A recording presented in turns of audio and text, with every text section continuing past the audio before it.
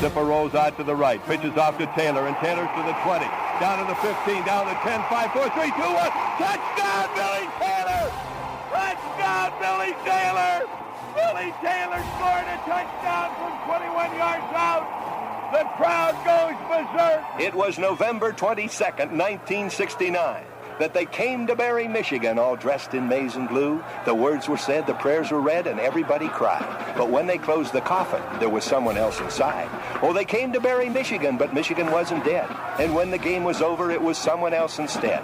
11 Michigan Wolverines put on the gloves of gray, and as the organ played the victors, they laid Woody Hayes away. Under center is Wangler at the 45. He goes back. He's looking for a receiver. He throws downfield to Carter.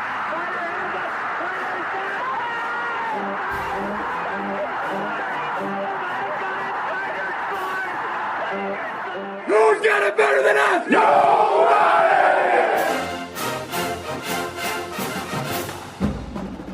Welcome to the Michigan Man Podcast on Wolverine Sports Radio, a member of the V Sporto Network, and in partnership with SB Nation's Maize and Brew, for Wolverine fans from coast to coast. Go Blue, and welcome to our game day show for Minnesota, the battle for the Little Brown Jug. I'm your host, Mike Fitzpatrick. In just a minute, we'll hear a few PJ Fleck thoughts on the game. Then we'll be joined by Clayton Sayfie from the Wolverine Magazine and the Wolverine on 3. Earlier this week on the Visitors Edition, I had Minnesota radio play-by-play voice Mike Grimm on. He reminded me how long it's been since the Gophers went home with custody of the Little Brown Jug. I'm sure a lot of you think these trophy games had their day, and it's a nice memory of the past in a college football world that has changed dramatically over the last decade and really continues to change. These old trophy games still mean something to any Gopher or Wolverine that ever played in this game, and to the present players. It's the oldest trophy game in all of college football. No one can verify this, but it's also thought to be the oldest trophy game in all of sports. That alone means something. So let's enjoy the renewal of this famous battle, knowing that whoever wins will parade that jug around the field on Saturday and be overjoyed they have it for the next year. At his presser this week, PJ Fleck explained how they get ready to play in what will be a hostile environment. Shoot, I mean, I think we played in some hostile environments before. I tell you what, our fans at Huntington Bank Stadium and our student body was unbelievable the other night. It was rocking. That was as loud as I've heard it in a long time, and that was tremendous. So the environment they create, we create a lot of that. You can't hear in practice anyway. You guys have been there before. I mean, our guys can't hear, and the big house is not called the little house; it's called the big house for a reason. But we can't let the circumstance dictate our behavior, and you got to be able to play anywhere in the Big Ten, and you've been preparing for that all off season. PJ said he has a pretty good idea what to expect from the Michigan offense on Saturday. In terms of their offense, I mean, they're going to run the football. They did that with Jim Harbaugh. They're doing that with Sharon. And they're doing it in a lot of unique ways, especially with the quarterback change. They're big, they're strong. I mean, we've got to be able to stop the run. And we know that. Now they're going to have things off of that with the play action pass and when you are doing that. And but again, if it was a big schematic issue, I would sit here and be like, okay, I'm really worried. There are people nowhere to be found. We have people everywhere where they need to be. We just got to be able to go make the play. My guest today says that even though we're double-digit favorites this week, that doesn't mean Minnesota can be taken lightly. Every week is going to be an adventure with this team, and this Saturday will probably be no exception. With us next is Clayton Sayfie from the Wolverine Magazine and the Wolverine on 3. So stay with us.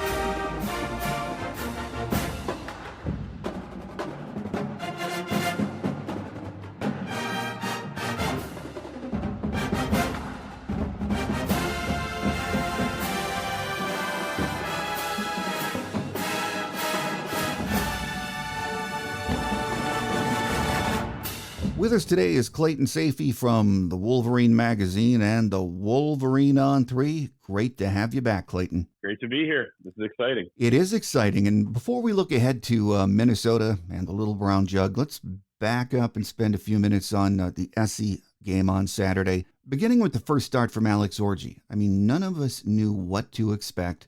I suppose the best I can say is he did what he was asked to do. What did you think of his performance? Yeah, I mean, you're right. The main thing coming out of Davis Warren's first three starts was, okay, the quarterback at Michigan, especially if you're going to play this style of football, can't turn the ball over. And of course, you know, the most important quarterback stat, as Alex Orji said on Monday, is you get the win. And he did those two things. I mean, he did have some key runs, especially early on in the game. You know, the defense has to account for him in the run game, so you can attribute some of Kalel Mullings, Donovan Edwards' success to him. At the same time, you know, the offense got pretty stagnant or very stagnant or as stagnant as it could get there, you know, in the third quarter till the middle of the fourth quarter, till really they got their first down of the second half, which was Kalel Mullings' 63-yard run, which I'm sure we'll talk about. So, you know, they've got to be able to find a way to move the ball consistently. You know, I think they were very fortunate. They broke 3 long runs, and they got a pick 6. So, but the thing is, you got the win. Alex Orji, you know, was able to operate back there. You need more out of the passing game, but there's no reason to believe that can't develop as time goes on. They have a little bit of time here now with Minnesota coming in. It's not a pushover by any means, but it's not like you're playing USC again or a caliber of opponent like that. You're still at home before you go on the road against Washington. So he passed the test. The team passed the test, more importantly, and they need to do more, though, going forward. But you're not going to apologize for winning a game like that. That was a special win. Yes, it was. Well, in the first half, he didn't really need to throw because Michigan was in smash mouth mode. And from the first snap, that O-line was really the best we've seen them this year, wasn't it? It was. And it's amazing, you know, what a couple of weeks can do. And Sharon Moore said a couple of weeks ago that, hey, it doesn't happen right away with offensive lines. Even last year, look at all the experience they had and the guys coming back. I mean, we were wondering after the East Carolina game and UNLV and Bowling Green, you know, when is the O-line really going to open those big holes? I mean, where are these big runs going to be coming from? And then, of course, late in the year, you know, you had confidence that was going to happen in the big games, in the big moments. And think of all the big runs Michigan had late last season. So it does take time. They made a focus of it after the Texas game to work on the run game. And then, you know, a couple weeks later, Alex Orji ends up being your quarterback. So you need the run game to be even more featured. And they got it done, you know, against the USC defense that has some talent over there. They're well coordinated. They've improved a lot. But in your first Big Ten game, can you tackle Kalel Mullings and Alex Orji and Donovan Edwards and hit the right gaps every single play? Because if you don't, we all saw what happened. And, you know, USC was good. Lincoln Riley said this week when he got back to Southern Cal there. He said, we played like bosses against 43 out of 47 runs, but the other 4 hurt us. And I would argue there were some more good runs there for Michigan, but I understand his point, you know, and but you have to credit Michigan's offensive line and the running backs for establishing that type of mentality and physical play. Yeah, the run blocking, as we said, was very good early. But even with limited passing attempts, the pass pro was leaky, especially over on the right side. Alex did not have a lot of time to scan the field in his limited dropbacks. But again, the key to me and the most important thing coming from that was he did not make bad decisions, did he? No, you're right. You know, a couple of the passes early on that they did throw, it was really tightly covered. And, you know, the ball ended up on the ground, which is all you can ask for at the very least, right? I mean, you'd prefer a completion, but anything but throwing it to the other team. You know, there was some risk on some of those, but really, you know, not all that much. And then, you know, think of the flea flicker, right? Mm-hmm. He's ready to uncork that thing down the field, but nobody was open. So he tucks it and runs and gets 5, 6, 7 yards, something like that. Right. That was a great decision.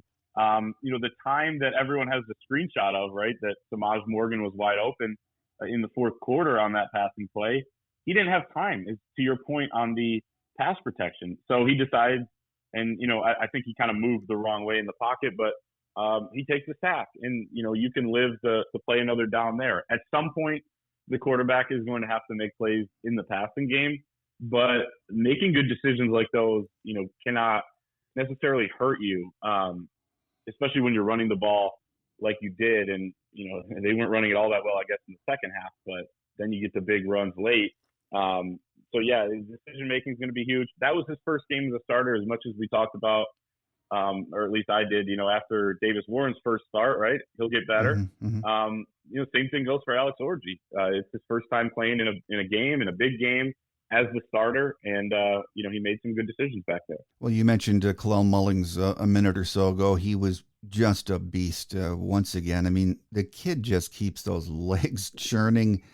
He has to be the guy getting the most carries moving forward, doesn't he? I mean, there's no question. And if Donovan Edwards is the hot hand, or starts being the guy that is doing what Kalel Mullings is doing right now, which is averaging 9.4 yards per carry last game, then sure, it should be him. But definitely I would start out with Kalel Mullings. And I mean, it's hard to put into words what that performance was, not only early in the game with the big touchdown run and all the other runs in between, but then late in the game to have that run that, kind of reminds you of Hassan Haskins and a little bit of Davion Smith in there. He had that one run against BYU where he spun out of a tackle and was gone. And, the linebacker in him. I mean, that run is what Sharon Moore called a Michigan legend run. And, like we said, they had nothing going offensively in the second half until he just willed it there. I mean, they had guys there to tackle him, but he just broke free and, just kept those legs turning. As you said, you watch it in slow motion. I mean, the legs just never stop moving. It's kind of similar to us Lions fans watching David Montgomery on Sundays. It's the same type of thing, the relentlessness. And then at the end, Michigan's down to the 1 yard line, and, you have one play on fourth down, I formation, fullback, extra offensive lineman in there, two young tight ends that were thrust in there because Marlon Klein and Colston Loveland went down, and they got the job done up front, just enough for Kalel Mullings to dart in there into the end zone. That was Michigan football in a nutshell right there on that fourth down. It was, and I want to give credit to Max Bredesen, who we don't mention enough because that was a great seal block on that run. It was. I've watched it. I don't know how many times you've watched it, but I've watched it like 100 times. that overhead shot that CBS had, and and then you go back and watch the game. Max Bredesen was doing that all game. Of course, that was the biggest moment, but every single key play, it was 44. Coming after somebody, and he's just. You talk about relentlessness with Kalel Mullings. He's a relentless blocker. He loves it. He thrives on it. And he's fun to watch. I mean, like you said, like Michigan fans probably appreciate fullbacks more than anybody, but even within that, he doesn't get enough praise because this run game wouldn't be what it is without him. No, I absolutely agree with that. Well, his Monday presser, Sharon pretty much said Kalel as the number one guy, then Donovan. The thing we have yet to see is Kirk Campbell drawing up, some more sweeps, jet sweeps, or utilizing him in the passing game. That would add another dimension to this offense because Donovan is a weapon and he's just got to be utilized better or differently, doesn't he? I mean, we've all seen it, right? Yeah. So it's like the proof is in the pudding that he can do those things.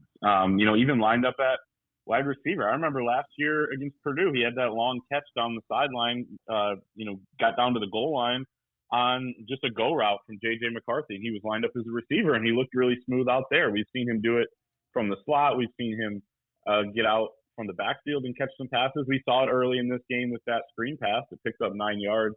And, he just looks different running with the football when he's in the open field. And a lot of the ways you can get him the ball is throwing it to him. So I would like to see that more, especially when you think about what this offense is going to be as long as Alex Orji is still your starter.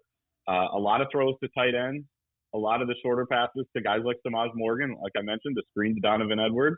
You had a little short crossing route to Frederick Moore, but it's a lot of shorter stuff near the line of scrimmage. And Donovan Edwards is great at those plays. So I would like to see it more. And could you get him on the field at the same time as Kalel Mullings? I would like to explore those options if I'm Kirk Campbell as well. Yeah. Because you have an offense that looks a little bit limited here. They look like a pitcher that has one or two pitches right now. And it worked in one game, but how can you make sure you have a changeup and a curveball and everything else? And Donovan Edwards should be a big part of that puzzle. Well, I think we're all asking the same question, though, after Saturday. Is this kind of game plan sustainable? And my thoughts are, yes, it can be with this proviso. Those limited throws have to be more productive eventually. I mean, it's not a sustainable offense if we're running the ball, but completing 7-yard passes or passes in the flats that are going nowhere. So that has to be the key moving forward, doesn't it, Clayton? Yeah, there's got to be more to it. And, again, it was his first start. Yeah. I did see, Gary Danielson was talking about it on the broadcast as well. He's got pretty good throwing motion, but we all know that there's a lot more that goes into it than that. I mean, Davis Warren throws a really pretty ball, but he just couldn't stop making bad decisions with the football. And I think he'll get better as time goes on, too. I mean, he hasn't played a lot of football in his life, but same goes for Alex Orji. They've got to be able to do a little bit more. I think you can win this game. It helped that this was Alex Orji's first start, and USC didn't know exactly what to expect from a Michigan offense led by him. They had the 2 weeks to prepare coming off their bye week. One of the weeks they thought Davis Warren was the starter. The next week they had to prepare for Alex Orji, and they didn't know what his arm was exactly like. I think after halftime they adjusted a little bit, like we talked about. Michigan had some less success with USC knowing that Michigan's likely going to keep it on the ground. So there's got to be more to it, but we can't not mention the fact that Colston Loveland was out in this game too. And what was one of the big complaints about the Michigan offense the first 3 weeks before Alex Orji was the starter, it was that it was too tight end dependent, and that Colston Loveland was really the only guy getting going. After 3 weeks, he led the country's tight ends with 24 targets. He led the country's tight ends with 19 receptions. So, Michigan, it's not just that he's good. It was that they had to rely on Colston Loveland. Alex Orji didn't have that safety blanket. So getting him back, making sure that Marlon Klein gets healthy too. He went down with what looked to be a hamstring on the long Kalel Mullings run, as you know, would be a key as well, because I think Marlon Klein's got a really bright future. But I want to judge this thing once he has his full group of weapons out there. But there's no question he's got to get better, and there's no reason to believe he can't. The question is, how good can he get? How quick? Because you are going to have to be a little more two-dimensional or multi-dimensional in some of these bigger games going forward. Well, on Tuesday when I taped with Mike Grimm, the Gophers radio guy, he said PJ Fleck is not sold on just seeing Alex Orji on Saturday. And he thinks what might happen is Michigan has a package for both Orji and Davis Warren. Now, I've never been a fan of the two-quarterback system, but who knows? That might be something we see maybe even by necessity, Clayton. Yeah, so this past game was interesting because it played out how Michigan needed it to play out, right? You get an early lead. You control the field position battle, which I thought was huge. And really, they started to do that even before they got the lead. They got some big runs. They got a defensive score. They were able to kind of cling to the lead. And then at the end, when they were down, they got the big run to score at the end. And you can't take anything away from Michigan for doing that. But if the script doesn't play out like that and you're down 10-0 or 14-0, then what do you do? If the pass game can't get going with Alex Orji and the issue is turnovers with Davis Warren, well, you're going to have to dial up the risk a little bit anyway, because you're going to have to get something going if you're down points. So that is an interesting thing. I think if things are going according to plan and Michigan's up 10-0 at the end of the first quarter against Minnesota, they're not going to think about bringing in Davis Warren at any point as long as things continue to go that way. But if they don't, I think number 16's got to be ready because really, again, I was thinking up in the press box about, hey, do they go to Davis Warren here at the end of the game when they needed to throw? Yeah. They didn't. And then, I rewatched the game and Gary Danielson said the same thing so it was kind of a thought in a lot of people's minds there at the end. So I do wonder if things don't go according to plan, what they do. But for right now, it seems like it's going to be Alex Orji until it's not. You just hope that, if it's not and they have to make a change, it's not too late, right? So there's a fine line there that Sharon Moore and Kirk Campbell have to balance. Yeah, and I know a lot of our fans have been questioning the play calling so far, and I think, to be fair, Kirk Campbell is a pretty smart guy. He knows what he's working with, and the truth is, he's still trying to figure out what works best for this offense, isn't he? And you had to change a lot of what you're doing after week 3. And really go back to Fresno State week. They didn't know who the starter was going to be until I think the staff decided on Wednesday after practice. So I think in hindsight, maybe they would have benefited from picking a guy earlier and kind of building the offense around that person. And not just the play calls, but hey, what are your best plays that you can go to when the game's on the line, or you need something in this situation or that situation, or the red zone or third down or that sort of thing. So, but if it was really that close, I guess I don't blame them for, going the direction that they did. So it does take some time. I think the tough pill to swallow for Michigan fans is that you had such a tough schedule early. Like if last year's team would have had this schedule, they would have handled it pretty well, I think. But this year's team has so many new pieces, and they were challenged so early in the year. There's nothing you can do about it, so you just got to embrace it. And luckily, they've gotten out of the first 3 games with just 1 loss, and you still have your goals in front of you. Well, another huge positive was the play of the defense, and I never thought we'd push that SCO line around like that, especially in the first half. We've been waiting to see that, though, haven't we? I mean, that was when you and I talked in the summer, right? Yeah. And we talked about the strength of this team. It was the defensive line, and I think that was kind of the vision we all had right. for what it could look like. Josiah Stewart getting after the quarterback, the pocket collapsing very quickly and from the interior because of guys like Kenneth Grant and Mason Graham. And Rayshon Benny, I think, has been one of the more unsung heroes on this team this year. Derek Moore, maybe doesn't get the amount of pressures or sacks as Josiah Stewart, but you go back and watch, how fundamentally sound he is. He never leaves his rush lane. If they try running his way, he can get off a block really quick. He's another underrated player. And I think the way they took over that game and made it tough on Miller Moss and really made USC one-dimensional. They had the 65-yard run to Woody Marks. Jayshon Barham misses a tackle there in the middle of the field. But other than that, they had, 30-some rushing yards? They were playing with one hand tied behind their back. They had to throw 51 times. They averaged just over 5 yards per attempt. It was just like you draw it up if you're Wink Martindale.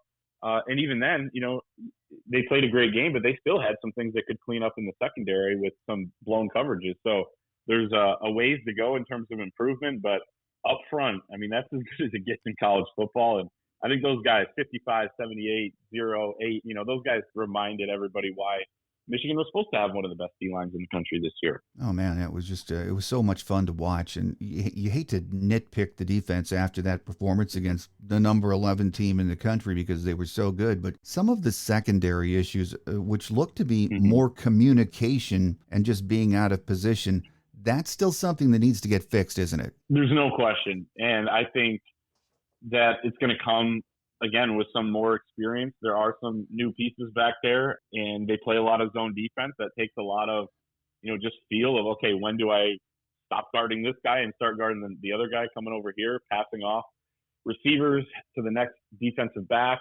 I think that was an issue on one of the touchdowns. The other touchdown, they run a nickel blitz, and there was nobody there to replace him. I assume a safety is supposed to come over there and play in coverage. And then the last touchdown, the go-ahead score for USC, was Makari Page was in the right spot. He just didn't react quickly enough to the football. Could have picked that thing off or had a pass breakup.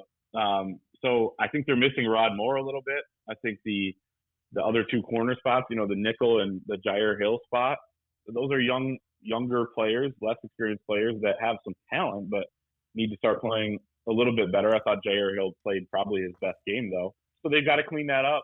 They've got to improve there. I think they definitely can. They have the talent to do it. They have the coaching staff to do it. But it's kind of a trend, right, on some of those downs that you got to have it, third and long sort of thing, and you do get a little more creative. The back end's got to make sure they're all on the same page. Oh, yes, they do. Well, let's look ahead to Saturday and the battle for the Little Brown Jug. Or Minnesota, I should say, comes in 2-2. They played a very good first half against Iowa on Saturday. I was impressed, and they went into the locker room with a 14-7 lead at the half. Then they gave up 200 yards rushing in the second half, and they were outscored 24-0. So what's your initial take on this Minnesota team, Clayton? Yeah, I'm planning on going back and watching Minnesota-Iowa, and because that is so interesting, because I did look at all the things you just said in terms of the box score and watching PJ Fleck talk earlier this week, where it was just a tale of 2 halves. It was pretty much a complete collapse in the second half. They had 13 missed tackles. They, PJ Fleck said, hey, we were in position to make the tackle. A lot of times we just didn't finish them. And Iowa's got a great back, and I think they've gotten better on the offensive line as well. And, they took advantage. So I think Michigan should be licking their chops in that regard that they're going to be able to run the ball. But at the same time, Minnesota's back to work, and they're going to try to, get back to, not missing all these tackles and being able to stop the run, because that's been a big part of what the Gophers try to do under PJ Fleck. They kind of play similar to Michigan, where they want to run the ball a lot. They want to possess the football, and they want to play good defense. And they have a bunch of starters back on that defense. So just because the game went one way one week doesn't mean the next game's going to go the same way. Michigan fans certainly know that, right? They've improved throughout the year. They've played differently week to week, and gotten better the last two.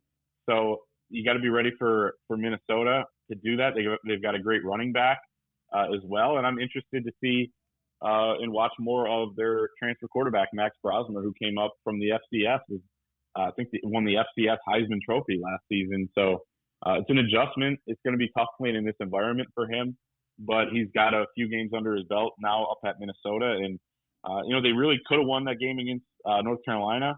They, were in it there until halftime against Iowa. So who knows? This is a team that can compete for sure. Yeah, and one of the things that surprised me watching Minnesota on Saturday night is I was expecting to see them do what Minnesota does, and that's line up and run the ball against Iowa. It is what they do best. Instead, they throw the ball 37 times. And that's not what you expect to see when you play a PJ Fleck team, is it? No, they want to run the football, and they do have, I believe it's 4 out of 5 starters coming back from last season on the offensive line. And they have Darius Taylor, a kid that, right here out of the Detroit area as a good running back, who I think last year, led freshmen in rushing, despite not playing in several games due to injury, including the Michigan game that he missed. So he's going to want to come back in here and make a statement as well, because I don't think Michigan really went after him, and he's turned out to be a gem. So, yeah, I mean, that's kind of the staple of a PJ Fleck offense. I do wonder how much of them throwing that much had to do with being down after they kind of collapsed a little bit. But, it's going to be interesting, because if that's their strength, well, Michigan's strength on defense is stopping the run too. So, I think we could see a low-scoring game here, to be honest with you. Yeah, I mean, Minnesota's run defense, even accounting for the gashing it took on Saturday, and most of that came on the edges, which surprised me. It wasn't up the middle. So they've been pretty stout this year, and my guess is we're going to find out how stout they are on Saturday. And even though I'd like to see us establish something through the air on Saturday, I still think the game plan we'll see is buckle up, Gophers. Here we come. I mean, I don't think we're going to see anything diverse, especially early in this game, and if it's wet. Yeah, I think it's going to be one of these smash mouth, Big Ten type of games. And, it's kind of what Michigan prefers to do. As we said, it's kind of what Minnesota prefers to do. I think, when you look at the Minnesota offense, like you said, 37 passes, I would expect that to be similar if Michigan can stop the run, but not as similar if Minnesota has some success. And then if you're Michigan, you're going to run the ball a lot. It could be a field position type of game. Like you said, if the weather is a factor, maybe we don't see as much of what the progression could look like under Alex Orji, if you're talking about Michigan's offense. So it's going to be really interesting, because you didn't come into the year thinking this was going to be a game that would, be a single-digit spread according to Vegas. I penciled it in as my trap game for Michigan, just because it was in between USC and going on the road trip to Washington. But now it feels like with Michigan, like they got a huge win, but every game here is going to be kind of an adventure. Especially as they grow here with new quarterbacks, new players all around him.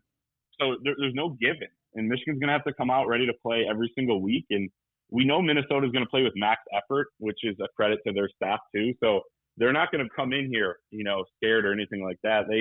They fight, and that's something you can't say about every single team. Some of them will roll over, but Minnesota's not one of them. No, and one of the things that surprised me was the spread when it came out earlier this week. I usually don't pay attention to that, but I mean, I just don't get it. But based on what we've seen so far this year, and I know I'm a worrywart, but I can imagine, though, is if Michigan turns it over, and it could be a weather game, maybe not heavy rains, but showers during the game, or just struggles for consistency, it's easy for me to envision this game being a dogfight, Clayton. Yeah, and when both teams play with that style, right, there's little margin for error.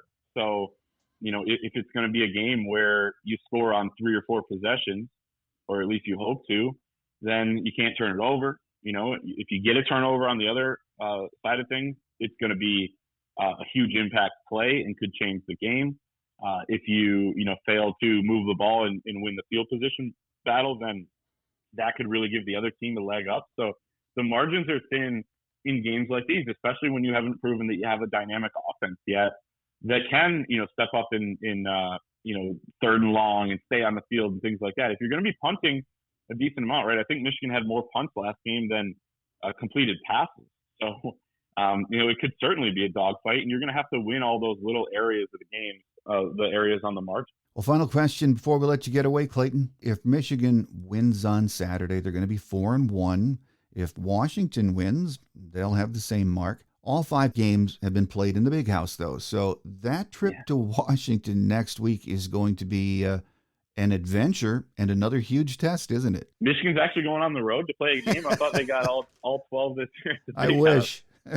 It's too bad that 5 of them are in September, and then they only have 3 home games after that. It's kind of depressing that after this week, there'll only be 3 more times in the Big House. But obviously, it's a weird year with the 2 byes, so it kind of eats up some of the time there with 2 off weeks. But man, here's the thing that my coworker Anthony Broom has said quite a bit is the last few years we hadn't really learned what Michigan was until that first road game, right? Where you really find out, okay, what is this team made of? It was in 2021, they go at Wisconsin, and could they throw the ball? Could they do this? Could they do that? They were underdogs at Wisconsin. And then you remember the flea flicker and, opening up the offense a little bit for Cade McNamara, and Michigan wins that one going away. And then the next year, it's that game at Iowa. It's a tough, hard-nosed game, but, Michigan really controlled it, and were able to win that one as well. Last year, things were pretty good, but, even the Rutgers game at home, the Big Ten opener, was a little rough. Mikey Sanders still has the pick 6, but then the next week you go at Nebraska, and you come out of that Nebraska trip thinking, okay, this Michigan team may be the best in the country. I think Georgia struggled that day. You started to think that way middle of the year. So a long way of saying that we're going to learn a lot about Michigan on the road. I know Washington is not what it was last season, new staff, new players.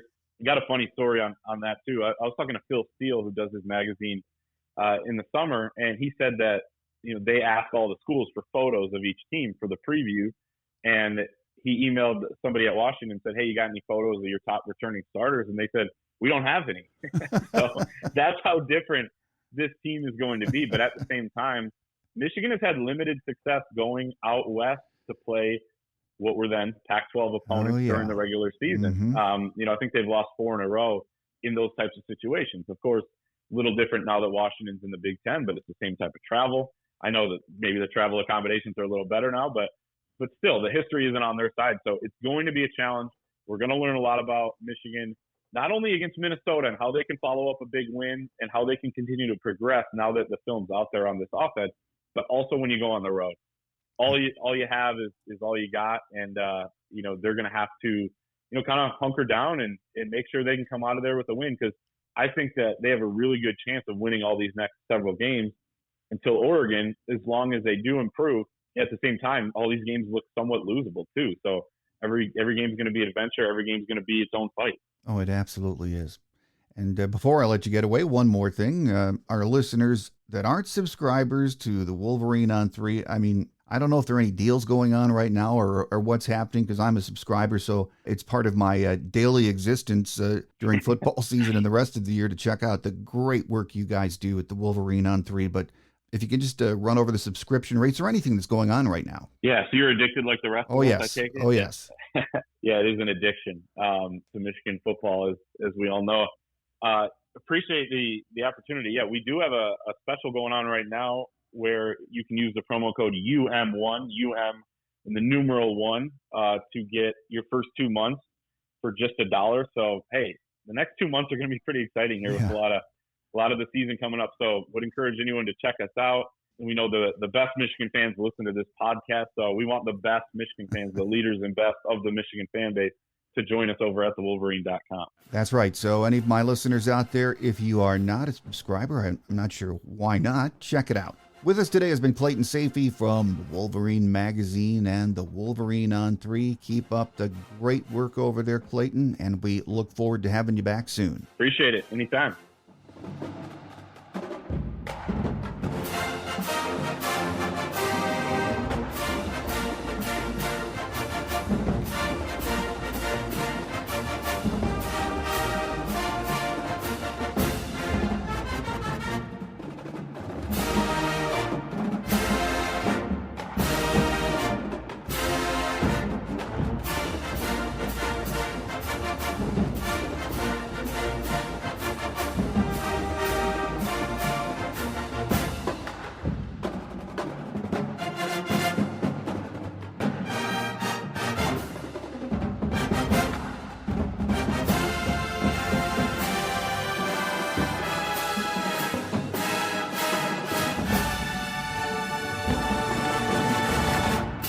On Quick Hits today, the only injury news we've heard so far was on Monday from Sharon. He said Colston was coming along, should practice, then it was up to the docs.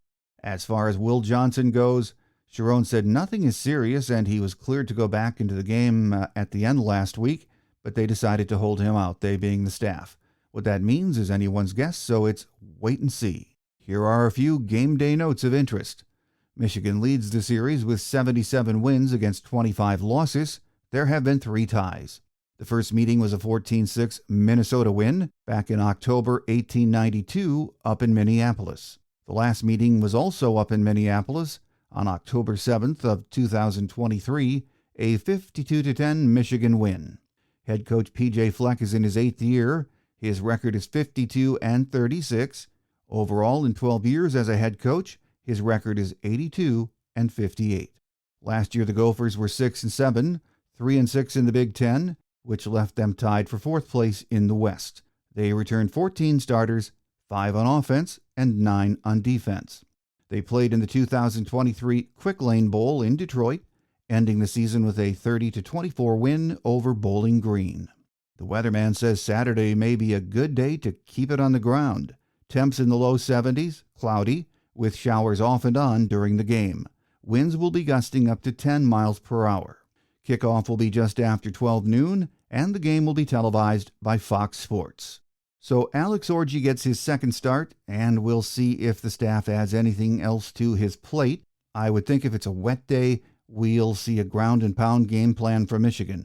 Still, it will be interesting to see if Alex and the offense make strides after that emotional win over USC. The Gophers are a gritty bunch, and P.J. Fleck is a good coach, and I expect they'll be ready to go. Next week, we hit the road for a rematch of the national championship game with Washington. On our Washington Visitors Edition, we'll be joined by Huskies Radio Network sideline reporter Elise Woodward. We had Elise on last year with us to preview the national championship game. Then on our Thursday Michigan Game Day show, we'll hear from beat reporter Aaron McMahon from MLive. So make sure you join us. That does it for now. Have a great Wolverine weekend, everyone. I'm your host, Mike Fitzpatrick. Think victory, beat Minnesota, and keep that little brown jug right here for another year. Until we meet again, take care, and as always, go blue. Thanks for joining us today on The Michigan Man, here on Wolverine Sports Radio, a member of the V Sporto Network, and in partnership with SB Nation's Maize and Brew.